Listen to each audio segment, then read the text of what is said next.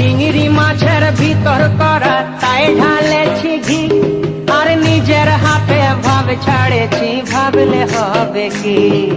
চিংড়ি মাছের ভিতর করা তাই ঢালেছি ঘি, নিজের হাতে ভাব ছাড়েছি, ভাবলে হবে কি।